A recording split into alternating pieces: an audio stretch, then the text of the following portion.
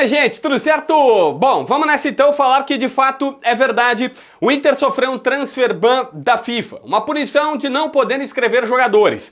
Na prática, isso não muda muita coisa porque a janela está fechada, só vai abrir quando virar para o ano que vem. Mas vamos combinar que não é necessariamente uma coisa boa de se acontecer.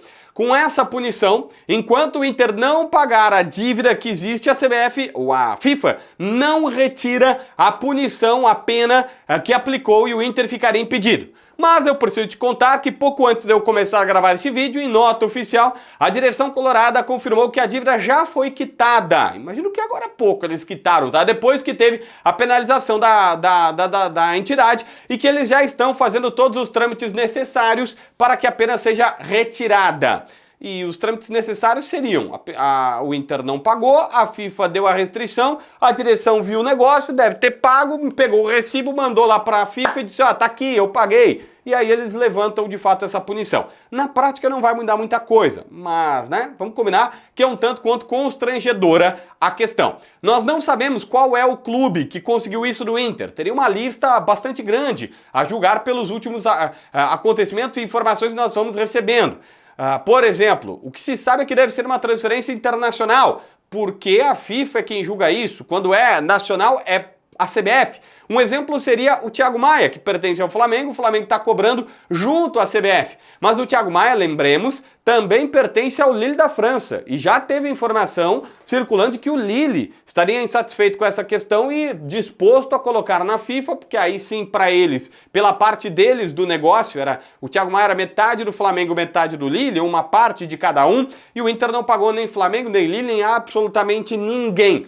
Mas, por exemplo, recentemente o Lanús estava cobrando a diretoria colorada publicamente e anunciando que por $100 mil de uma parcela do Aguirre, lateral direito, estava disposta a ir para a FIFA. Então, assim, cara, isso pode ter acontecido em qualquer um dos cenários. O fato é, o Inter tem uma dívida, ou tinha uma dívida, deixou chegar até a FIFA, a direção garante que já quitou e agora é só uma questão protocolar da FIFA receber os documentos, confirmar que está tudo pago, os dois clubes se comunicam lá no sistema da FIFA e o clube vai poder voltar a fazer transferências, vai poder colocar jogadores no bid normalmente. Detalhe que o Inter soltou uma nota para falar isso e na nota tem uma última frase que é assim, tipo, maravilhosa.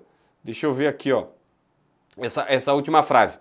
Que fala assim, o Inter reforça que segue atento ao cumprimento de suas responsabilidades financeiras. Tá bom, né? O que eu vou falar? Deixaram chegar nesse ponto e agora tá dizendo que tá atento às questões financeiras.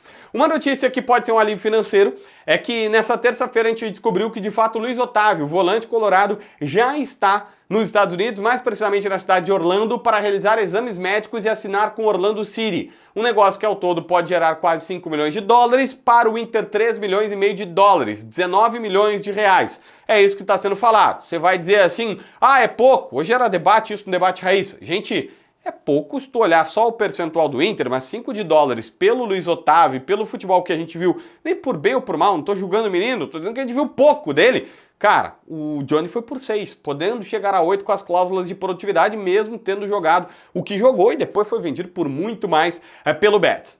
Galera, olha só, o Inter não está parado. Na tarde desta terça-feira aconteceu uma reunião do Conselho Consultivo do Internacional. Se você não sabe o que é, nós te informamos. O presidente Barcelos tem alguns outros líderes, outros caciques, outros nomes relevantes da história do clube que ajudam, que o aconselham. Essa reunião na tarde no estádio Beira-Rio serviu para o presidente falar, por exemplo, com o ex-presidente Fernando Carvalho, com o ex-presidente Giovanni Luigi e outros notáveis do Esporte Clube Internacional que lá debateram o futuro da instituição.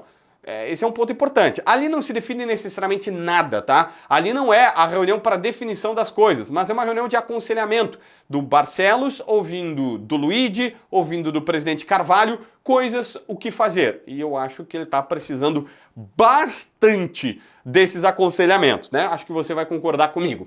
Sobre José Olavo Bisol, ele não é mais vice-presidente de futebol do Inter. Sim, José Olavo Bisol entregou o cargo. Ele postou uma nota nas suas redes sociais dizendo, entre outras coisas, que o ano foi muito desgastante, que agora ele não era mais vice-presidente e que acha que precisa vir uma outra outra pessoa em seu lugar, até para unir mais o clube, unir mais a instituição. Então, a primeira queda já aconteceu. É do vice-presidente de futebol, mas que na verdade não era o cara que comandava a pasta como a gente sabe que deveria e tudo mais. Era muito mais o D'Alessandro, o Mazuco, o próprio presidente, que é um cara muito atuante no vestiário. O presidente não é aquele cara que fica trabalhando nas finanças, no bastidor e tal. Ele é muito mais do vestiário do que qualquer outra coisa. Eu já tirei todo o resto, mas antes preciso te dizer que esse vídeo é para Zapay. Quer pagar IPVA, licenciamento, multa, qualquer coisa, teu carro, moto, ônibus ou caminhão? Na descrição, no primeiro comentário, tu tem o link personalizado da Zapay para ti ir lá pela placa fazer uma consulta. Ela é grátis, não custa absolutamente nada. Se quiser pagar, paga em 12 vezes no cartão de crédito também, beleza? Gente, olha só. D'Alessandro. Em Gaúcha Zero Hora, eles informaram que D'Alessandro poderia ser o técnico do Internacional. Para ser mais preciso ainda, a informação seria que Abel Braga gostaria que o D'Alessandro fosse o treinador. Ele é treinado, ele tem o curso para técnico de futebol pela AFA, que é até muito renomado, tá? Lá na Argentina. Conversando com algumas pessoas, tanto do staff colorado quanto do staff do D'Alessandro principalmente, todos negam qualquer possibilidade dele assumir. Ou dizem, não, cara, não é isso, não é por aí, não vai ser assim. Mas eu preciso te contar que no bastidor do estádio Beira-Rio, algumas pessoas ficam tanto quanto... Não, pois é e tal. Isso me leva a crer o seguinte, elas negam, mas negam com algum tipo de constrangimento. A leitura que eu faço, porque a informação do Rafael de Vério da Gaúcha, da Zero Hora, é Abel Braga quer o D'Alessandro como técnico. Me parece que, e aí é fazendo uma conclusão pelas análises que eu tenho, o Abelão quis o D'Alessandro. O Abelão propôs isso, disse assim, por que eu não fico como coordenador, o D'Alessandro vem para o campo e ele que é técnico de futebol, e que provavelmente sonha em ser técnico de futebol, assume o apito e vai treinar o Internacional. Mas como a direção não comprou essa ideia, fica todo mundo mesmo dizendo, cara, olha só, é uma ideia, me parece, do Abel, a diretoria não acha uma boa. Por tudo, né? O Inter nesse momento complicado, botar o D'Alessandro, não se sabe se é uma boa e tudo mais. Enfim, cara, não me parece a tendência.